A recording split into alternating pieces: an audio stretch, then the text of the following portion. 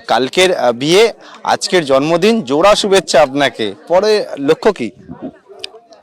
লক্ষ্য তো চলছে, দুটো কাজ একসঙ্গে হয়ে গেল, সময় কম লাগলো।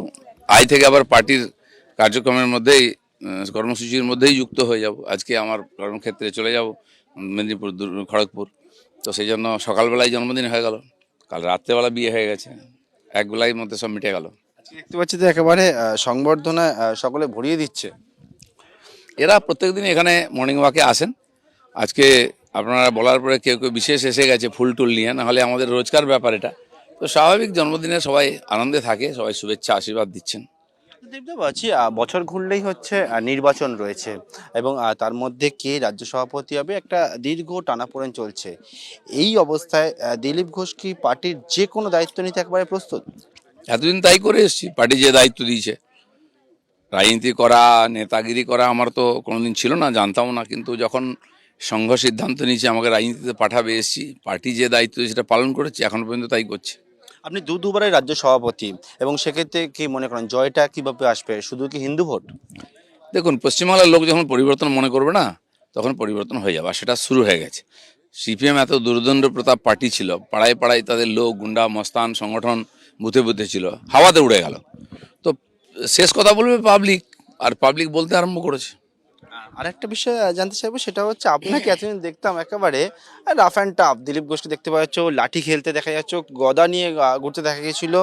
আগামী দিনেও কি সেই একই রূপে দেখতে পাবে তো সবাই? দেখুন, মানুষের ক্যারেক্টার তো সহজে পাল্টায় না, সেজন্য ওটা পাল্টাবার সম্ভাবনা কম। কেউ ভয় পাচ্ছেন, কেউ চিন্তায় আছেন, অত চিন্তা করার কোনো কারণ নেই। আপনি নিজের কাজ করুন, আমাকে আমার কাজ করতে দিন। শুক্র সন্ধে রাজনীতির পাশাপাশি বাড়িতেও বাড়ল দায়িত্ব। আদ্যপ্রান্ত রাজনীতিক দিলীপ ঘোষ পদার্পণ করলেন সাংসারিক জীবনে, আর এই নতুন ইনিংসের জন্য তাকে ঢালাও শুভেচ্ছা জানিয়েছেন দলের সতীর্থরা।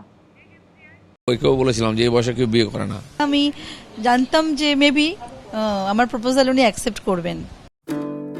শুক্রবার সন্ধে থেকে তারা মিস্টার অ্যান্ড মিসেস। রাজনীতির পাশাপাশি বাড়িতেও বাড়ল দিলীপ ঘোষের দায়িত্ব, আর এই নতুন ইনিংসের জন্য তাকে ঢালাও শুভেচ্ছা জানিয়েছেন দলের সতীর্থরা। মাননীয় দিলীপদার এবং তার আগামী নববধূ যিনি আসছেন, তাদের আগামী জীবন অত্যন্ত শুভ হোক, ভালো হোক। দিলীপদার হাত ধরেই রাজনীতিতে আসা 2019-এ, আর যে পাত্রী রিঙ্কু, সেও আমাদের বোন, ছোট বোন মহিলা মোর্চার।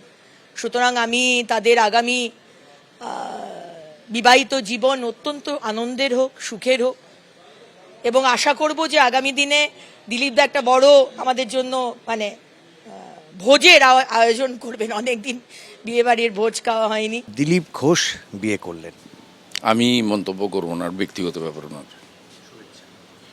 শুভেচ্ছা তো পার্টির পক্ষ থেকে দিয়েছে, আমি তো পার্টির একজন। গত লোকসভা ভোটে দিলীপ ঘোষকে হারিয়ে সাংসদ হয়েছিলেন তৃণমূলের কীর্তি আজাদ।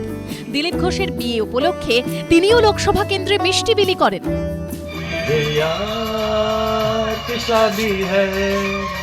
हार्दिक शुभकामना देता हूं और आशा करता हूं कि उनका वैवाहिक जीवन लंबा चलेगा, अच्छा चलेगा, दोनों दीर्घायु हों, ऐसी हम कामना करते हैं। और अब आशा करते हैं कि एक बार जब अर्धांगिनी घर में आ गई तो फिर सियाराम बोलना शुरू करेंगे। 63 দিলীপ ঘোষের বিয়ে যে বঙ্গ রাজনীতিতে একটা চমক, সেটা সকলেই এক বাক্যে স্বীকার করছেন। তবে এ বিষয়ে দিলীপ ঘোষ প্রথম নন। আগে আরও কয়েকজন রাজনীতিকের বিয়েও এরকম ভাবেই সবাইকে চমকে দিয়েছিল। 1994 সালে এরকম বৈশাখেরই এক সন্ধে ঘরোয়াভাবে বিয়ে সেরেছিলেন প্রিয়রঞ্জন দাশমুন্সী ও দীপা দাশমুন্সী। ততদিনে প্রিয়রঞ্জনের বয়স 50 পেরিয়েছিল, আর দীপা দাশমুন্সীর অভিনয় কেরিয়ারও তখন শেষের দিকে। 2-4 বার সাক্ষাতের পর দুজনের দুজনকে ভালো লাগে। অতঃপর পয়লা বৈশাখের দিন প্রিয়রঞ্জন দাশমুন্সীর বাসভবনে শৈশাবুত করে বিয়ে। এই বিয়ে নিয়ে হইচই থামতে না থামতেই আবার সাড়া ফেলে দেয় বঙ্গ রাজনীতির আরেক হেভিওয়েটের বিয়ে, তিনি সোমেন মিত্র। এই বিয়েও হয়েছিল বাড়িতেই। 11 বারের সাংসদ প্রাক্তন স্বরাষ্ট্রমন্ত্রী ইন্দ্রজিৎ গুপ্তর প্রেম কাহিনী তো সিনেমাকেও হার মানাতে পারে। তরুণ বয়সে তিনি সুরাইয়া নামে এক মহিলার প্রেমে পড়েছিলেন, তবে বিয়ের প্রস্তাব দিতে পারেননি। সুরাইয়া তখন বিবাহিত। আইনত সুরাইয়ার বিচ্ছেদ না হওয়া পর্যন্ত অপেক্ষা করছিলেন ইন্দ্রজিৎ গুপ্ত। সেই সময়টা অল্প নয়, 40 বছর। সুরাইয়ার বিবাহ বিচ্ছেদের পর 62 বছর বয়সে তাকে বিয়ে করেন ইন্দ্রজিৎ গুপ্ত। প্রেম পূর্ণতা না পাওয়ায় পশ্চিমবঙ্গের প্রাক্তন মুখ্যমন্ত্রী বিধানচন্দ্র রায় সারা জীবন বিয়েই করেননি। মান্নাদের গানের দুটো লাইন ছিল, হৃদয় আছে যার সেই তো ভালোবাসে, প্রতিটি মানুষেরই জীবনে প্রেম আসে। এবার সেই প্রেম কড়া নাড়ল দিলীপ ঘোষের জীবনেও।